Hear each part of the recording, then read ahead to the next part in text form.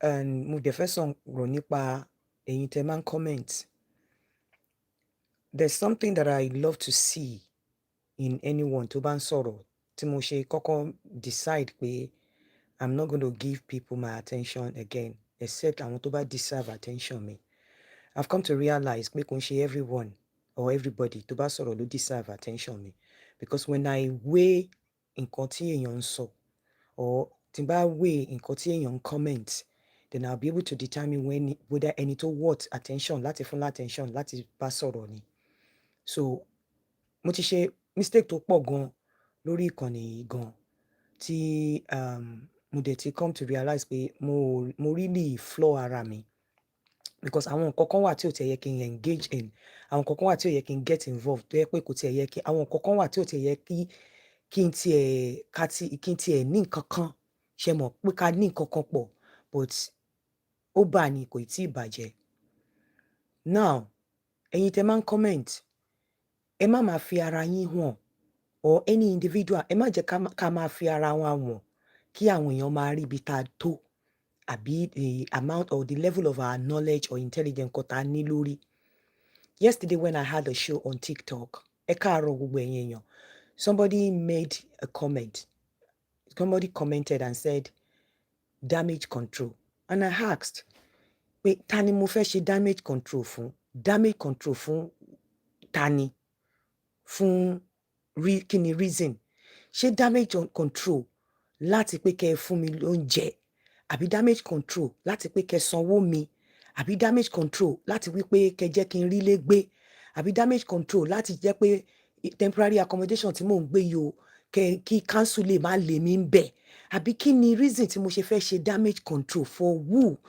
Damage control fún unscrupulous elements, or damage control fún kí ni reason láti fún mi ní oúnjẹ, or láti bọ́ mi, or láti gba British passport lọ́wọ́ mi, or láti gba iṣẹ́ mi lọ́wọ́ mi? Kí ni mo fẹ́ ṣe damage control fún? That is why before you comment, mo dẹ̀ fún onítọ̀hún gbẹ tán lánàá. Mo notice pé ọ̀pọ̀lọpọ̀ àwọn èèyàn ibi tó yẹ kó fi máa ronú náà fi ń tẹ̀lẹ̀, honestly. And that is why I don't hesitate to block people from my platform, because n bá ti rí even comment tó sọ, ó máa ń jẹ́ kí n wò pé ṣáwọn eléyìí ṣán yẹ kán wà lórí platform mi ṣá, ṣó yẹ kí n ní nǹkan kan ṣe pẹ̀lú àwọn eléyìí ṣá. Àwọn mistakes tí mo ti ṣe in the past nìyẹn. You remember I said it, when tó bá lókìkí, tó bá ní àwọn èèyàn tó ní fans, tí wọ́n bá, if people come for you, àwọn ló máa jẹ tó bá down. Tó bá down, ìwọ ló máa jẹ. Tó bá ti down pẹ́rẹ́, ẹni tó bá come fún ẹ, of course tó bá ti lè down, tó ti down, or anytime tó bá ti sọ pé ó fẹ́ lọ ṣe show fún ẹ, don't forget your own fan and new fans will go to the person.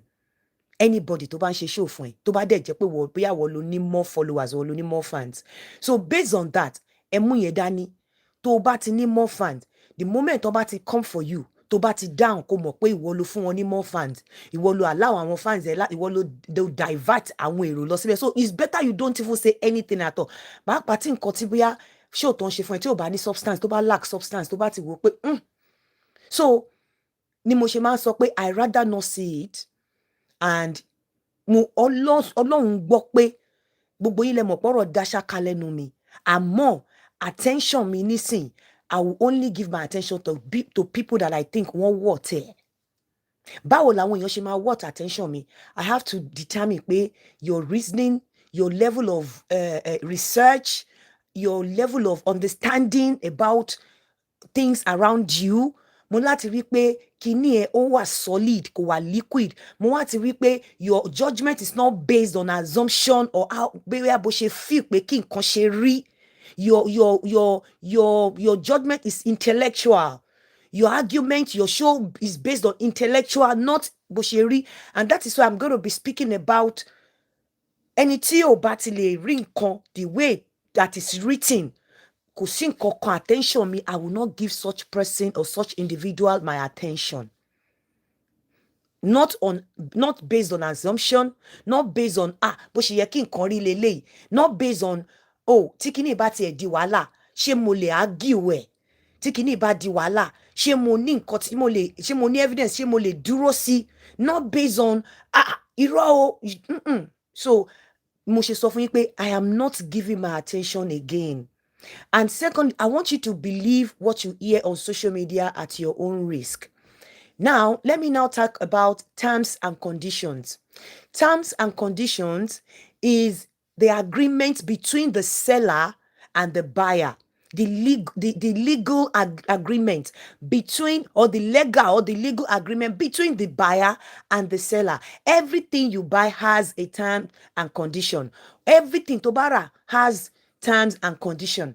So tó bá wù ẹ́, mo dẹ̀ wá notice pé ọ̀pọ̀lọpọ̀ yín tẹ́ bá ra nǹkan níbí báyìí, tó bá ra nǹkan ó ń láti farabalẹ̀ ka terms and conditions, because àwọn nǹkan kéékèèké kan máa ń wà ńbẹ̀, àwọn clause kéékèèké kan máa ń wà ńbẹ̀ tí wọ́n máa fi ń múyàn, ẹ káàárọ̀ grandma, tí wọ́n máa fi ń múyàn tó o bá kà dáadáa. Tó bá gba lónìí níbí báyìí, tó bá ti sọ pé percentage báyìí ló máa san, wọ́n á ti fún ẹ ní terms and conditions. Tó bá wá san dé stage kan tó wá ní percentage tí mò ń san yìí ó ti pọ̀ jù, ó ti pọ̀ jù kinní kan, ṣe orí terms and conditions yẹn wọ́n ti fi bá ìnáwó ẹ̀, kò sí nǹkan tó lè ṣe, wàá sanwó yẹn tán ni. So always be cognizant, always pay attention to the terms and conditions. Number one, let me talk about mental capacity again. There is something called Mental Capacity Act of 2005.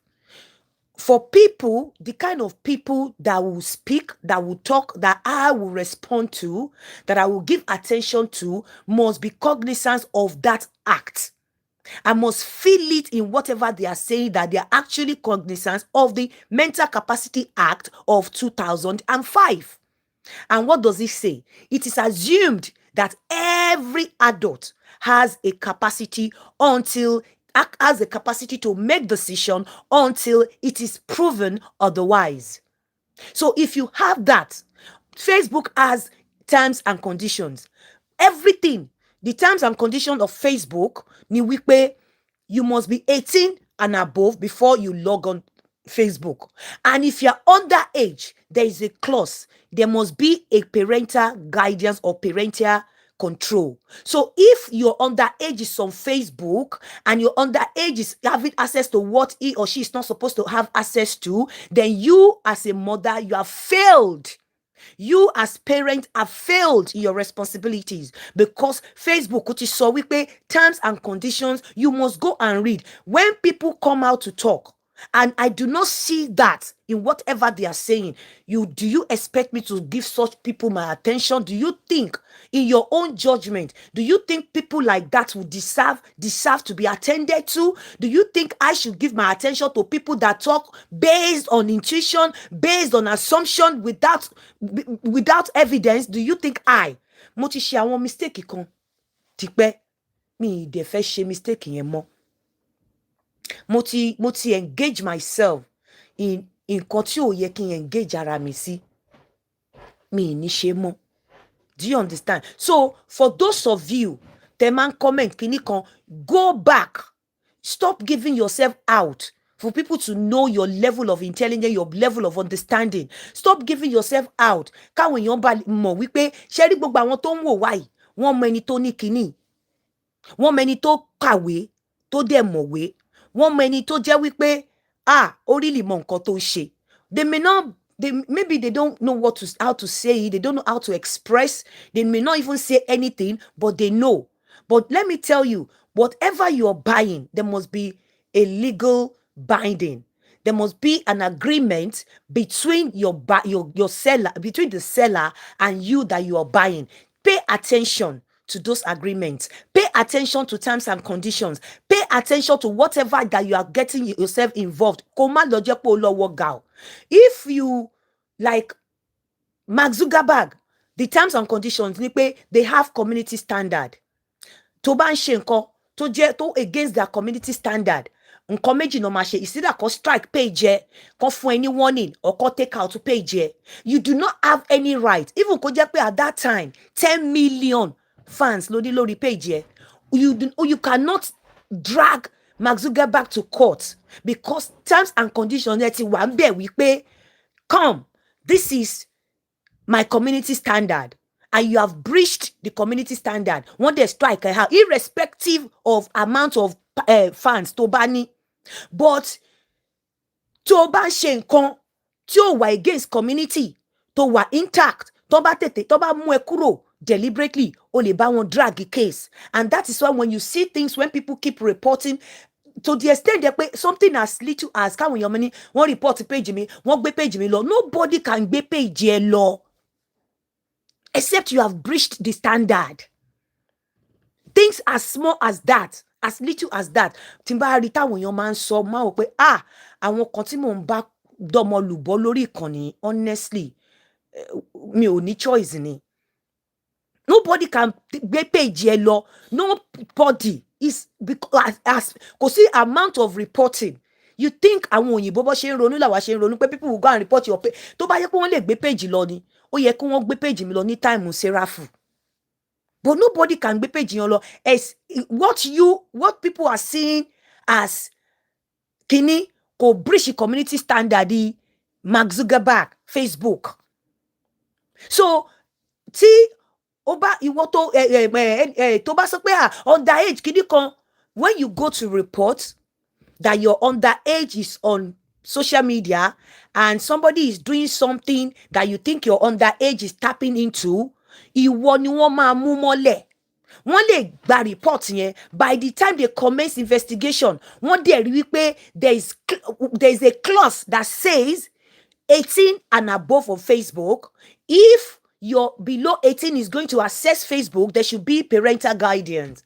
Wọ́n wá sọ fún ẹ pé what are the things you put in place láti control ọmọ ẹ, láti supervise ọmọ ẹ, ìdá ìgbà tó wà ń bẹ àbí ìgbà tó sì ń bẹ o. Wọ́n máa béèrè pé kí làwọn nǹkan tó ṣe, kí ni safety plan tó fi sí iwájú.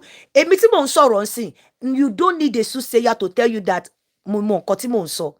You don't need a soothsayer to say you pé I don't need anybody to tell me that I'm making sense. I don't need anybody to tell me that people that are seeing me now knows that I'm on my way. I don't need anything, because I'm making sense and I'm explaining to you and I'm opening your eyes. Then you will not go and make the same mistake that people will not look at you as a nuisance. Do you understand? People that are educated, there are things you will say on this platform, on social media, that people that are educated, they may not be able to say anything, but they know we pay lay, no.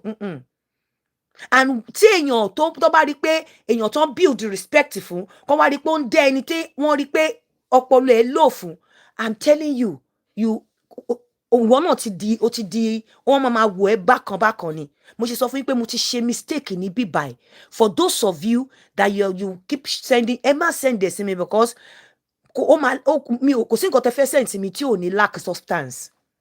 Kò sí nǹkan tẹ́ fẹ́ send sí mi tí ò ní wà liquid. Kò sí nǹkan tẹ́ fẹ́ send sí mi tí mo máa rẹ́ kọ̀ọ̀kan bẹ̀. Nǹkan tí wọ́n bá ti send sí mi tí mi bá ti rí mental capacity, tí bá ti rí the slight of a mental capacity act of 2005 nínú ẹ̀ tó state wípé every adult is assumed to be able to make decision, to have capacity until it is proven otherwise. Tí ò bá ti sí yẹn, kò sí nǹkan tí mo fẹ́ rí. And for the terms and conditions, fún lórí gbogbo nǹkan tó bá rà láyé, ẹ má jẹ́ kí ojú máa kọ yín láti má pay attention to details. I beg you in the name of God, because kìíní yẹn ó ń give yín out bí olódo. Ọ̀pọ̀lọpọ̀ yín tẹ̀ ń comment, ó ń give yín out bí olódo. When you comment pé don't you see ọmọdé wà lórí kíní, don't you see, ó ń give yín out bí olódo. You're messing about, you're making fool of yourselves. Gbogbo ẹ̀yin tẹ̀ ń comment bẹ́ẹ̀, because the terms and conditions ó wà boldly written. Before, if you know you're underage, if you cannot control your underage, then you must be there to know. You must ensure you must know what your underage is seeing. Otherwise, 18 and above, it is assumed pé everyone that is 18 and above or 18 and above adults in it. And for mental capacity, it is assumed that you all have capacity. And let me tell you, when you are saying an adult is influencing another adult, you are not only being stupid, you are downgrading, you are degrading that adult, that individual, not the person tẹ ló influence or any tẹ sọ pé wọ́n influence ẹ pé adult wọ́n influence. You are degrading, you are downgrading, you are flooring that person. Do you understand? So I am, bí mo ṣe sọ nísìn, honestly, my attention now is very expensive and calculated. I will not give attention when I find anything.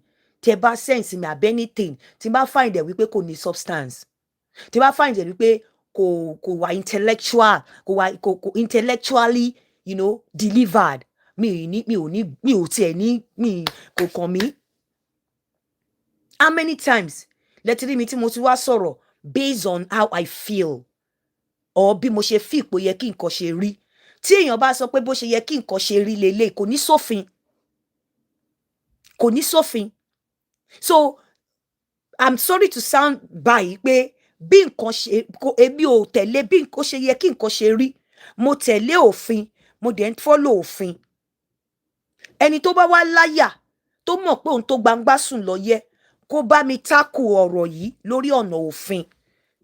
You understand? Pé okay, my underage on wà lórí Facebook, kìnìkan. But just make sure, remember, when you are tackling me with ọ̀rọ̀ òfin, remember to go with the terms and conditions of Facebook, because I've got those terms, the terms and conditions, èmi ni lọ́wọ́. So any tó bá láyà kó bá mi tákù ẹ̀ kó fi gbọ̀nà òfin. Either in Nigeria, either in America, either in London, tó bá láyà ẹ̀ fi ṣe, tó bá láyà ẹ̀ gbé lọ sí anywhere. You should all know, every time I develop myself, every time I read, and that is why I cannot spend my precious time on trivia issues. That is why I cannot, I'm saying it again, I will not attend to any unscrupulous element. Anything tí ò bá ti worth time mi, tí ó bá ti lack substance, tó bá ti lack intellectual kini, I will not attend to it. Mo ṣe sọ fún yín pé stop sending things to me, because I'm not going to attend to all those things that you're sending to me. I'm not watching them. And please stop messing about. Stop making fool of yourself. I have passed that stage. I have crossed that Rubicon. That people will come on my platform and be saying damage control. Damage control for what? For who? To get what? To achieve what?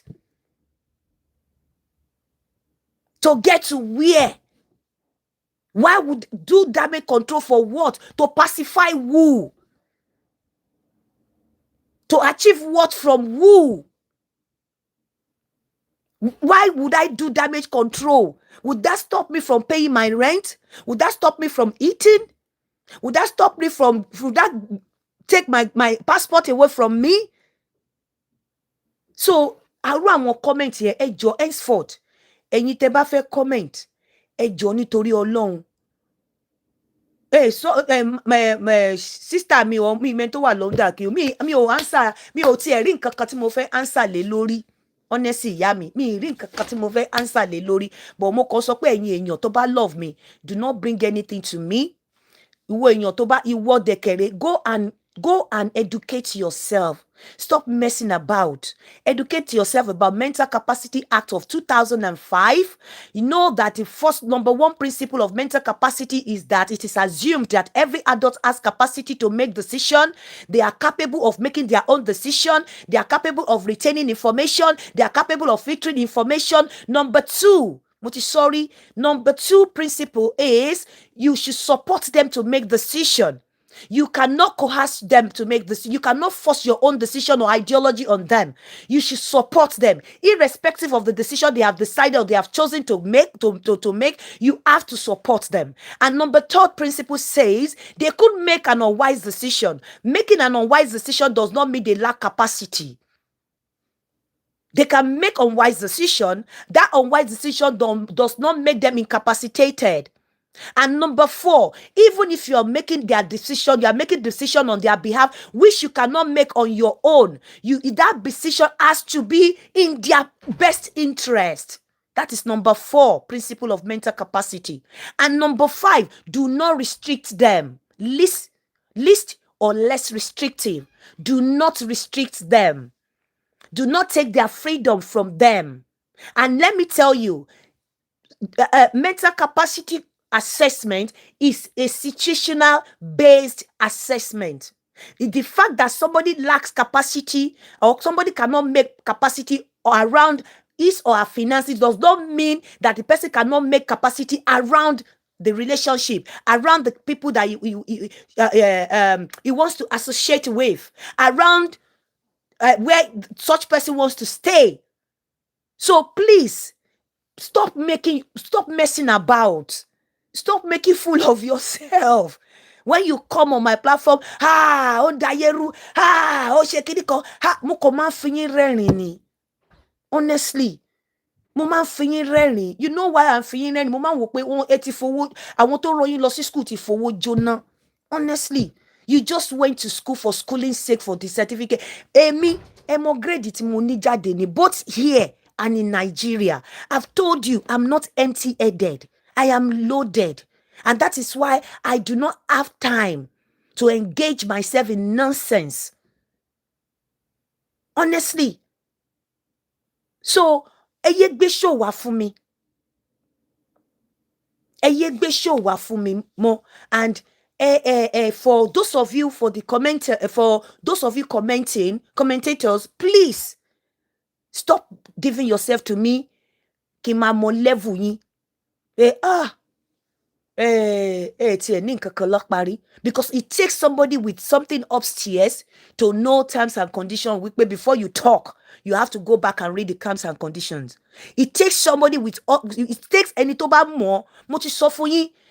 Type it on Google, Mental Capacity Act of 2005. If you say London, kini kan ló ti ṣiṣẹ́, mo mọ̀ pé Mental Capacity Act. I think I'm going to read through Mental Capacity Act of Nigeria. Bóyá wọ́n ní Nigeria mi ò mọ̀.